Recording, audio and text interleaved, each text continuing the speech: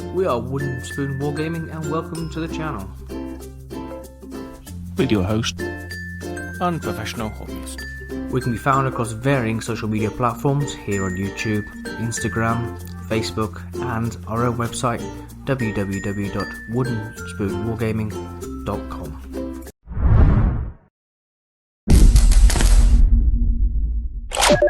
Time zone appropriate greeting to you wherever in the world you are. So welcome Mikey from Hellstorm Wargaming for another one of our community spotlight interviews. I'm taking over. Hellstorm takeover, dude.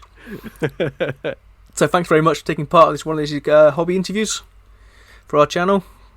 No problem, mate. It's a pleasure, honestly.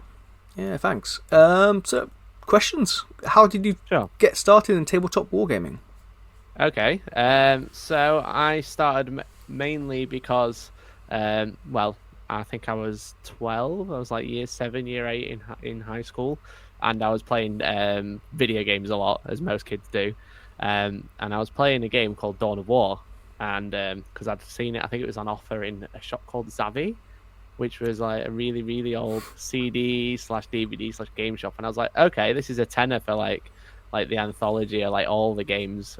So that was like for the first one through Dark Crusade. I was like, okay, I'll play this. This looks cool. It's like a like top-down war game. Looks quite fun. It's got some armored dudes in. And then a couple of months later, I was still playing it because I was playing online, and I was in school, and I like walked past my friend, and he was like playing with some miniatures, and I was like, oh, wait a minute, I've seen these. Are these from the video game? He was like, no, the video game's from this. And then it was all downhill from there because that was it. I was just like, oh my god, I need all of it. So I played Blood Ravens, which is my main faction. I've been playing Blood Ravens since 2005 or whatever it was. So just bizarre. So you're still hoping for good rules then? For what? Sorry. For some good rules for them. Well, yeah, I enjoyed the rules that came out, and then got FAQ 2 weeks later. But yeah, I mean, it's a great meme that they brought out a White Dwarf. Blood Ravens finally got rules, and then FAQ said, "Don't use these rules. Use the Space Marine Codex rules." But at least you can recreate them. But it's just like, cool. I spent £4 to play with this for 2 weeks. Thanks, GW. But at least I got that super cool Gabriel Angelis model, which was like really unexpected. So I was like pre-ordered it. I was just like banging refresh, ready to get that. So. It's an awesome model, and it was really surprising to say like Dawn of War 3 came out, and then it was like 6 months later they brought a miniature out, and I was just like, okay, that's really cool. So, but yeah, that's how you got stuck in, eh? Yeah, exactly. So that was it. I started playing casually. I went to a school tournament at Warhammer World when I was younger. It was like 500 points, and I had like a chaplain and 2 Razorbacks and stuff like that. So. But then I started playing Necrons as well, because I had Blood Ravens versus Necrons all the time. So, and that was when I was a nice fluffy non-competitive player. Yeah. I used to paint because it was fun, not because I needed a new unit because it's broken or whatever. So. Okay. What sort of hobbyist are you? A painter, collector, gamer, or a mix? I think I started as a painter because I enjoyed like recreating the models from the video game that I was obsessed with. But I think whilst I still enjoy painting, I definitely focus more on gaming, especially with the channel, because finding time to paint is really hard, as I'm sure a lot of people with full-time jobs, kids and everything like that can probably agree with. But I really, really enjoy painting, but now I paint to play rather than paint because I want to. Usually if I'm painting, it's because I want to use a new unit rather than I think that's a really cool model, I'm going to paint it because I like the look of it, which is a little bit sad because I did used to paint models because I enjoyed them. Like I've got those like random Inquisitors and stuff like that I enjoyed painting. But like if they don't see the tabletop these days, they don't get painted. So yeah. I'm currently painting a Age of Sigmar army actually, so I've like got Bone Reapers sat right next to me. So, but again, because I want to play Age of Sigmar with a cool army. So. That's fair enough, yeah.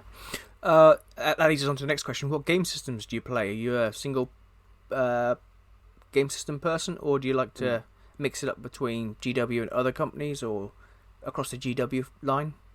Yeah, so I started with 40k, obviously. I I played Tomb Kings. They were my first love for fantasy, and that's why I play, as I just mentioned, Bone Reapers, because they look like Tomb Kings, so let's pretend. But I've played many games through the years, but I do only focus on 40k now, really. So I play 40k AOS on the side, and I'm trying to get into Star Wars Legion. I played a few games. I buy everything because I'm obsessed with Star Wars. But yeah, so like I used to play Imperial Assault as well, which is another FFG Star Wars game, which is like a board game, but it had a skirmish mode, which is like quite competitive as well. So yeah, mainly GW now, but I used to play Spartan games. I played the Halo game. Clearly, every miniatures game has to be related to something, either a film or a video game, for me to get into it. But I played Halo Fleet Battles. I played Dystopian Wars, which is like another one by Spartan, which is like it was like a dystopian world, modern day, where you have like spaceships, but they're like been modified, but because they found alien technology and stuff, and loads of other like games like that. So lots of mini games. I played Flames of War for a bit, but I didn't get into it. But I've kind of tried everything, and I've definitely gone 40k is the game for me. So I've been spoiled by it, really, I think. Yeah. So what advice would you give someone just getting into the hobby, or maybe younger self, now you've been involved in the hobby for a while? Oh wow, that's quite a tough question, actually. I think yeah, it's very. I think when getting into the hobby, it's very exciting because there's so many cool miniatures, there's so many cool armies, and there's so many cool games as well. I said, like, don't get me wrong, I love Games Workshop, but there is a lot of companies that make a hella nice models and hella good games. Just try and focus on one, because I think my main problem when I was a bit younger is that I tried to play too many games, and I was kind of like jack of all trades and master of none. I feel like I really enjoy 40k, and I feel like I'm not bad at it. I'm okay. I do all right at tournaments. I usually go a positive win ratio, so your 4-1s and sometimes your 3-2s rather than your 1-4s, for example. But I enjoy the competitive side of gaming now, so I focus mainly on one game. I'm trying to put AOS on the side, but I'm not going to like focus on that at all. It's like 40k is my focus because that's what I enjoy and that's what I like doing well as. So that'd probably be. Have you ever had an extended period out of the hobby? Yeah. So I tell people that I've been playing Blood Ravens since 2005. I played them for like 2 years, and then I got to 15, and I was like, I'm not playing this anymore because most of my friends stopped playing.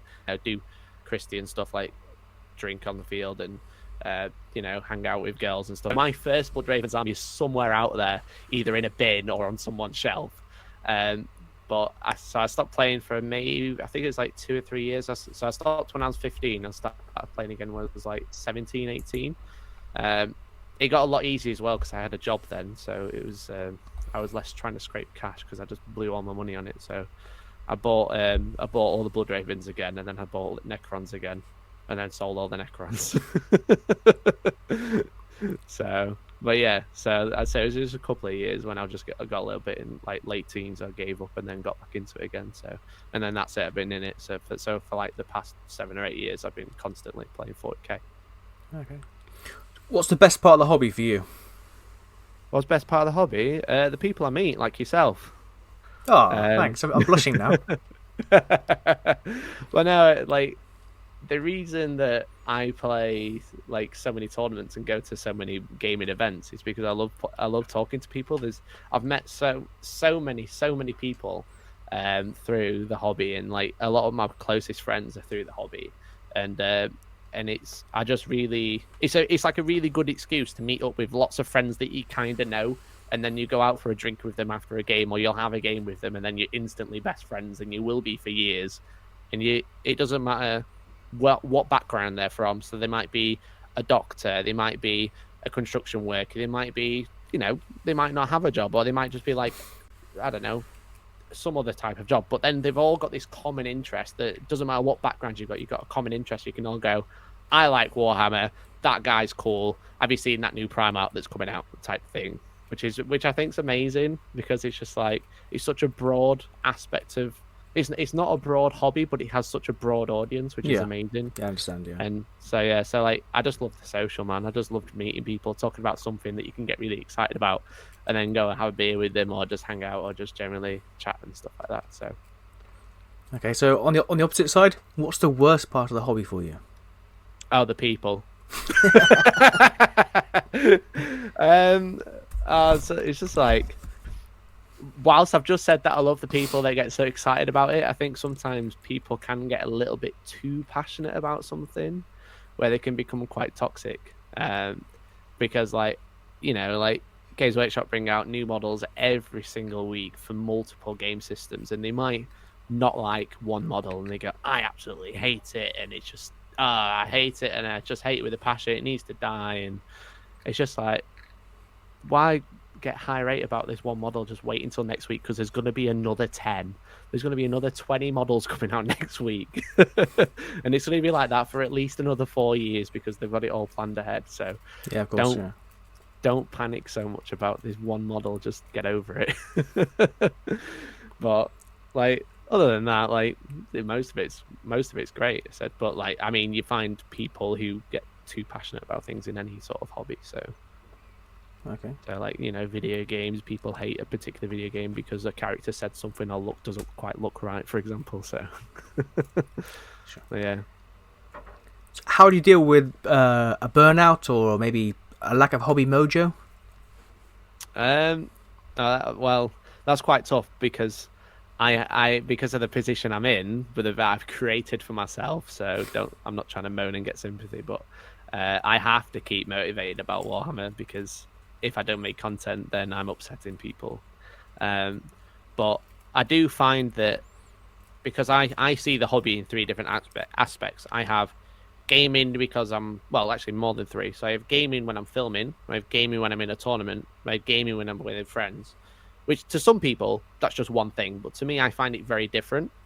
But then there is also painting and just general chit-chat about the hobby. So thankfully, I find them, they're all a little bit at a different pace. So when I'm bored of gaming, I'll just go and paint something. Or if I'm bored of painting, I'll do the opposite. Sometimes that doesn't quite scratch the itch. So I tend to think that if you try something a little bit fresher, that's still involved in the hobby, then you can kind of like stop the burnout. As I said, because I'm playing Age of Sigmar, I'm trying to, because 40k is a little bit stale right now. Because the rules are a little bit janky. There's loads of books, there's loads of FAQs, and a lot of people are, I think, finding the same thing, where it's they're going to an event or they're playing the friends and they've got the same list and they've got the same army, and it's doing really well. Especially with just like on the back of like Iron Hands, for example, they've just been the dark days of the Space Marines, let's call it. But trying something a little bit new. I said focus on one thing whilst you enjoy it, but if you're finding burnout, just try and focus on something else for a little bit while you go, oh, actually, I remembered that. I'm going to go back to that now. So yeah, that's what I tend to do. And again, because I make so much content, you've got to have that mindset, whereas you can't get burnt out if you can. I get burnt out from painting because it takes too long, and I'm a perfectionist at heart. So yeah, just try and change it up. Play with different people. Read some different books. Read some different army lore and stuff like that, and maybe you'll find your mojo again. That's great. It's a great answer. Has anyone inspired your hobby style life? My hobby style life. So I have a friend who used to work at the local store that I used to go to, called Dave, and he's like when I picked up Space Marines again, he was giving me loads of advice for painting. So he's a really good painter. He doesn't play much Warhammer anymore. He mainly plays Star Wars games, but he inspired me to paint better. He kind of like showed me the ropes of like, because before I was just like, just getting a colour, slapping it on, sticking a wash on, and then that's done. But he showed me how to like apply smooth base coats, how to apply highlights and stuff like that. So in terms of painting, my good friend Dave, and he works at Sanctuary, so he was a very big painting inspiration. In terms of gaming, I'm not really sure. I just enjoy playing. So. So what sort of projects are you working on at the moment? At the moment, as I said, I'm working on Bone Reapers. They're very, very pretty. I'm showing Matt now, so there you go. It's very cool, pretty, yeah. very bright. Thanks, man. Very cool and out of focus. No, I apologise. I'll just have to hold it over here so it's in focus, but you can't see it. Yeah, that's perfect. So I'm working on Age of Sigmar. I'm also, with this little bit of extra downtime that I've got on my hands, I'm kind of trying to focus on, like, I really, really want to paint a new army, but also I know that I have a few armies that need, like, bracing up a little bit. So I've got Eldar. I've currently got like 15 jet bikes on my desk at the minute. And with my Nurgle demons, I've got the plague drones as well. I've got a unit of 9 of those that are kind of like sat and ready to be primed. But again, it's like I've got no intention of painting 40k at the minute, because it's just I'm just loving these little Bone Reaper dudes because they're so fun to paint and they're so nice. But yeah, so that's kind of little things I'm on about at the minute. I suppose as soon as we know when the next tournament is, I'll start thinking for competitive lists. I'll go back to my Space Marines. So I've just finished. Well, I had a lot of them commissioned, a lot of my intercessors commissioned, but I've just finished painting a hell of a lot for Las Vegas Open, which is a couple months ago. So I've kind of like fed up of seeing red and bone. I just want to get rid of it. But again, as I said earlier, it's all about mixing it up and trying something a little bit different. If you're bored of painting one thing, try painting something else, and hopefully, you keep your mojo up. Okay. Do you plan out your projects, armies, or do you get sucked into just wanting to buy the whole codex? Very much it depends what army. With a Space Marine army, if it's out, I own it. So I have the typical underbed boxes. Yeah. I have 3 of those full of Space Marine sprues, because when a new kit for Space Marine comes out, I buy 1 of everything, and then I realize something's good, I buy 3 of it. Yeah. But I've got I've done that for years now. So I've got I think I've got 5 Land Raiders, because I've got 1 of each variant and then a couple of extra ones. I've got 2 Storm Ravens. I've just got crap tons of stuff. It's just you name it, I've got it. If it's a Space Marine, if it's power armor, I've got it. But with other armies, I tend to especially for 40k, I tend to write a list and then I'll work on that list. And I won't really buy everything, because I've got one first love. But if I can't afford to do that for every single army I own, because you can see behind me, there's quite a few armies, and every single one of those shelves is a different one, purely because we need it for filming and stuff like that. Yeah. So, so if it's a Space Marine, yes. If it's any other army, probably not, because they don't quite as excite me as much. So, yeah. Okay. If your budget was unlimited, but you could only buy one army, what would it be? I think I've made it quite clear that'd be a Space Marine. If it wasn't Space Marines, I probably would. For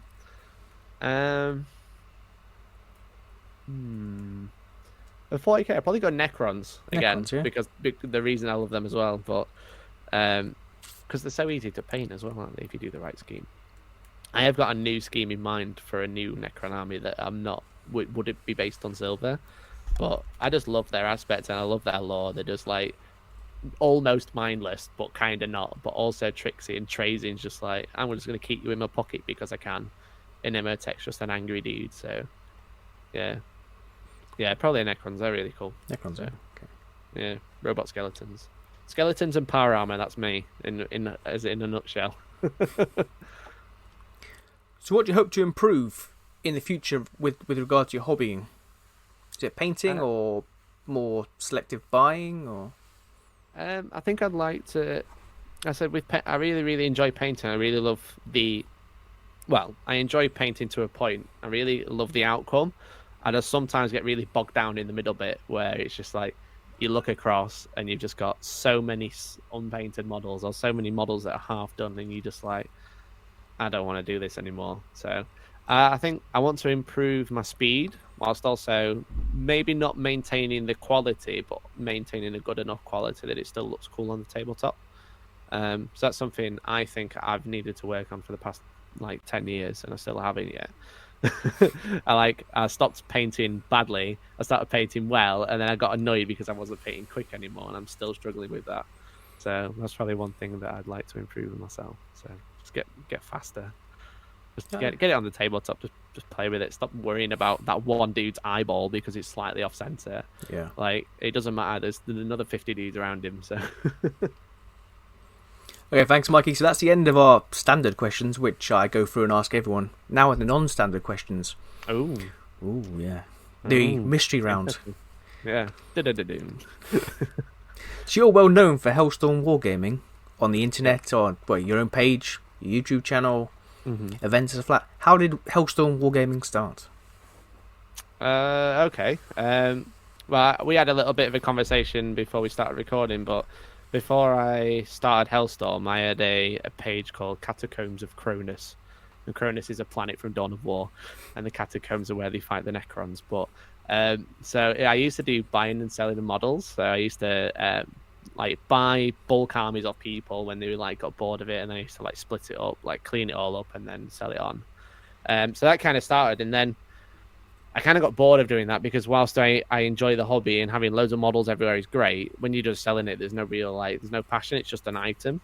But then I met Dan through the hobby. Dan, who's been with the channel since the start, and he was like always wanted to do battle reports, like always like I want to do a battle report. I want to put a video on YouTube, and I was just like, well, go do it then. I don't care. He's like, yeah, but you know how to do it because I did like media and stuff at college and stuff. And he was just like, well, you know how to do it, so help me. And I was like, nah, I'm not bothered. And then I think it was just before Warhammer Live started. I don't know what it was, but I just got an idea in my head that was like, I could live stream games to Twitch. I was watching loads of Twitch because of video games at the time. And I was like, I could live stream a game to Twitch, and that'd be pretty fun. So then I live streamed a game with Dan from my dining room. And it is still on YouTube now. You can watch that back. It is terrible. I wouldn't recommend it, but you can. The overexposure on that video is just unreal. Like it's like an interview, and it's like me and Dan on screen, and then like there's like a light because I'm just using like hobby lights because I don't have any light. I've just got like a hobby light in my face, so my face is just white and blended into the wall. It's just amazing. And then there's like a Marvel post in the background with Iron Man on. Because it was a shared house as well. So we played the game, and then we put it on YouTube afterwards. And then I kind of really enjoyed the whole aspect of like creating a stream and like building overlays and stuff, because I've always liked graphic. I'm not very good at it, but I enjoy graphic design. So I enjoyed that, and when I get my teeth into something, I like to improve it. So we started streaming on Twitch, and I kept trying to get better and better until the point where we were streaming every single Tuesday at our local store. So I was going to work and then packing all my stuff together and then going down to the local store to set up. And we started streaming every single Tuesday night. And then we started getting a little bit of traction. And then we tried out a video battle report on YouTube, and that went down like super, super well. We got like 1,000 views in like a day or something like that, which for a first video was amazing. So then that was it, just all full steam ahead doing video battle reports on YouTube, and Twitch kind of fell off the wayside because I was just constantly filming, and we'd been doing that for like nearly 4 years now, which is incredible. So that's brilliant. Yeah, so it's been a really epic journey. I said I met loads of people, like a lot of the team I met out at like No Retreat and stuff like that, which I got to go there because of the channel and stuff like that. So yeah, it's been. I just decided one day because Dan was nagging me basically. Yeah. So, with you pushing the channel more and more, you started to run your own tournaments. How did that start out? Was it just like someone pushing you to do it, or a group decision? It was kind of because we started to go like in the beginning. It was mainly me, Dan, and Elliot. And we started to go to more and more tournaments together, because 40k was starting to pick up a little bit, especially at the start of 8th edition. So there was more events to go to, because we used to, during like 7th edition, we used to play like local events all the time. There's one every month, so we used to do that, like 15, 20 people or whatever. But then there's like these bigger and bigger tournaments. We should start to go to them more.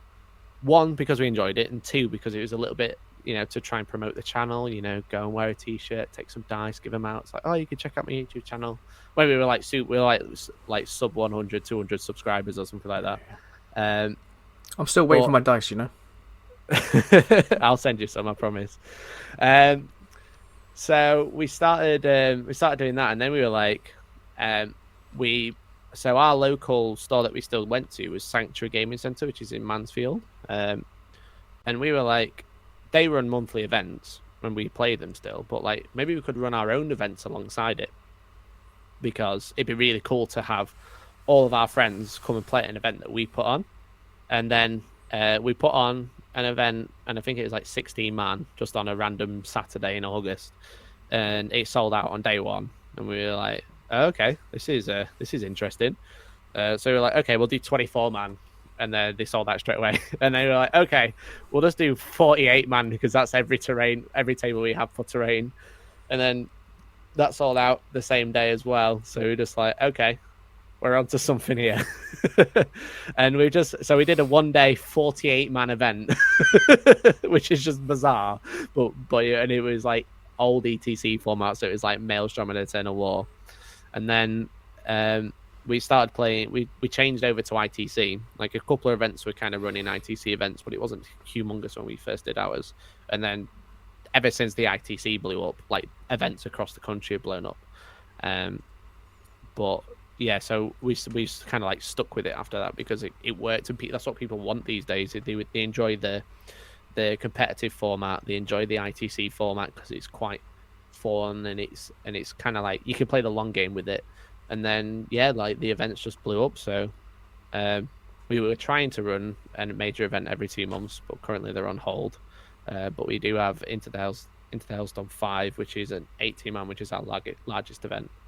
That is due any day. As soon as we know when we can run it, we're going to run it. So yeah, it was kind of like a joint idea between me and Dan, and then Elliot was like, nah, don't do that. And they were like, okay, we're going to do it anyway.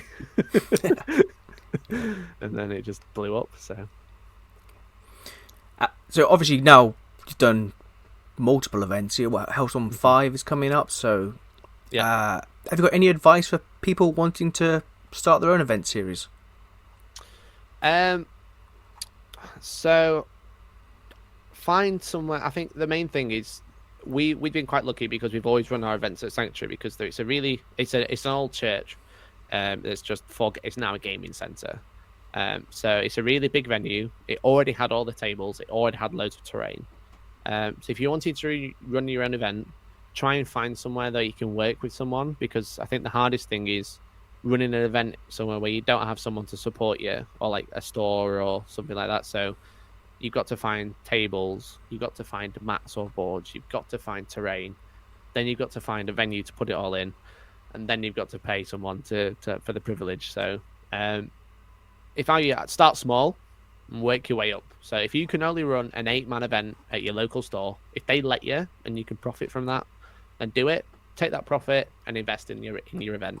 Buy another table of terrain, So we don't make hardly any money from our tournaments, but every time we've upgraded it, we've bought more terrain, we bought better terrain, we've like found better places to get food and stuff like that. So we have the legendary Dumpling Man, who's renowned amongst the people who've been to our events. So like some people see tournaments as like a quick way to make a bit of money. But I think the best thing you can do is not think about it that way. Think about, okay, I've got this lump sum, let's make the event better. Because the better you make it, the more people that are going to come. And eventually, you'll be able to run that big, massive event, and you will be able to take a profit. Because that's the nature of this business, right? It's just like people come, but don't like let money like drive the sales. Don't let money drive the tournament. Let the tournament drive itself. And if you do well, it'll make money. So. Yeah, that's cool. So with you running events and streaming events, because obviously we first met at the Gibraltar GT, 2019. Which is our first event we covered. Yeah. Do you miss playing in events? Yes and no. So I do still play quite a few events, but as I said, the main thing I enjoy about events is the social.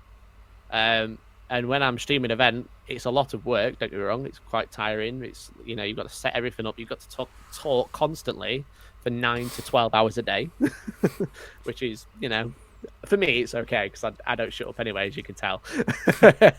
But it is quite tiring. But then I get to enjoy the social, which is the main thing I enjoy about events. So I feel like, yes, I do miss playing, but also I don't miss the stress of trying to do well.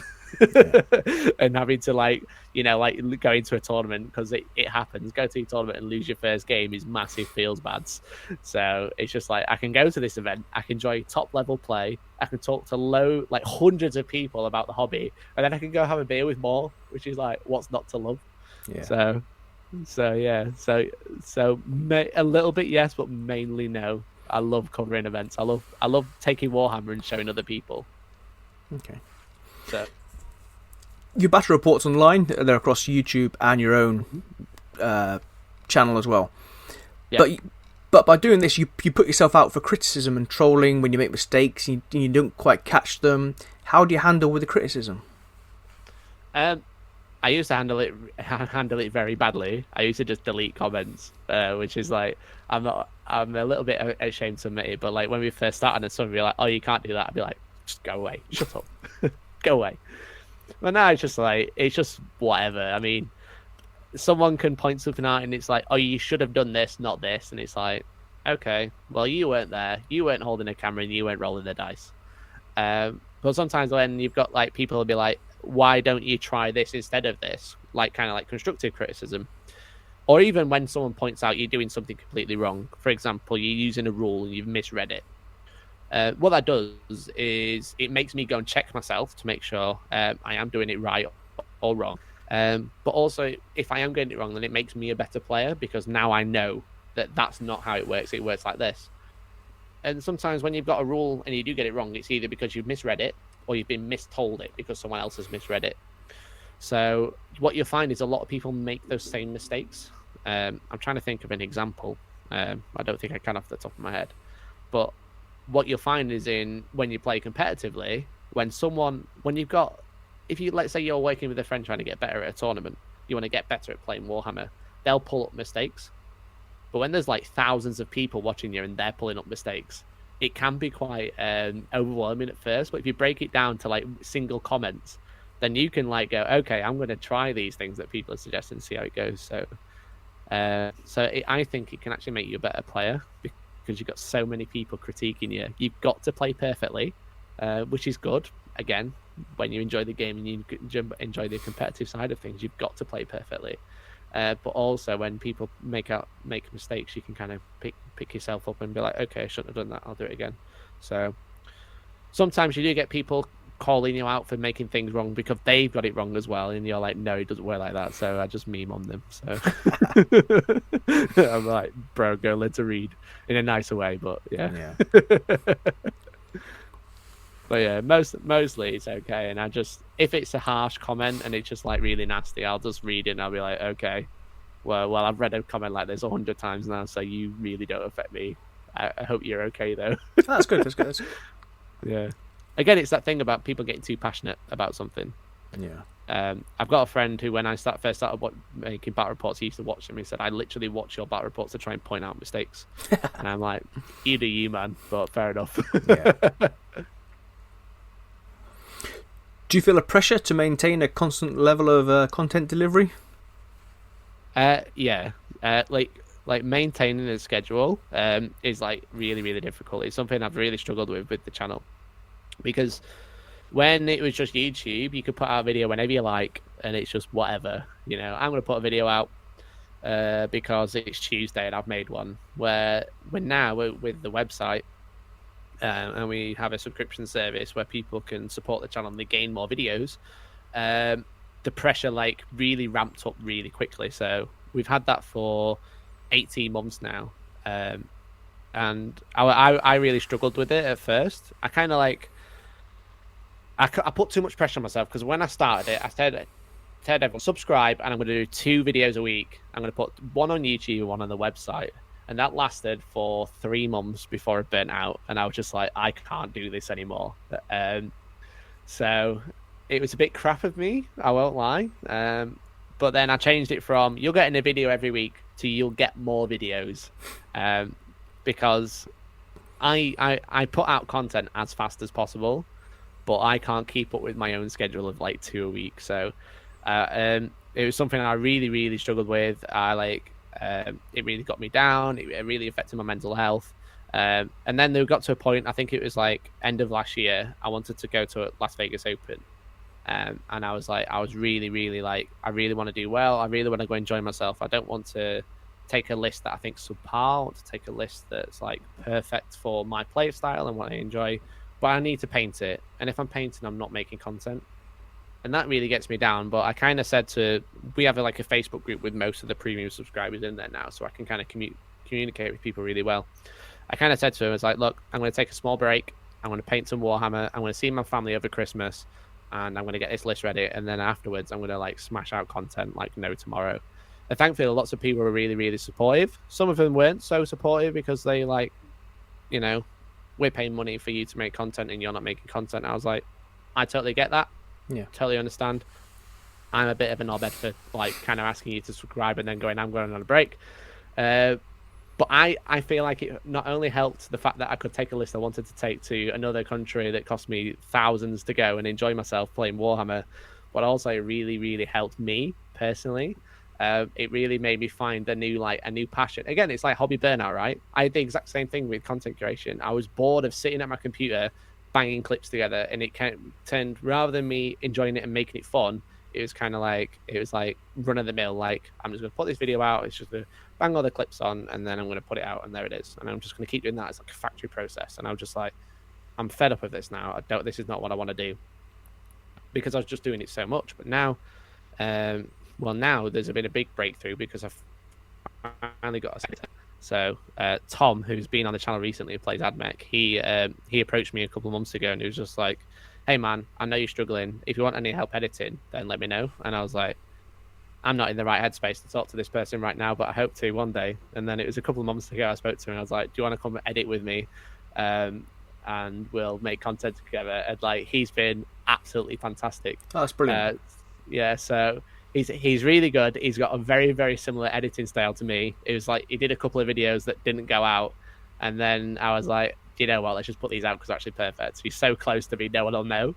And no one did know, I don't think anyone noticed. No one commented on different editing style because they are so close. But he's been editing the YouTube videos basically for like the past 3 months or something, where I've been doing all the premium ones. So it really took a lot of pressure off me. So I've been able to release 2 videos a week, but I'm actually only doing 1 video a week, which is very much more comfortable for me.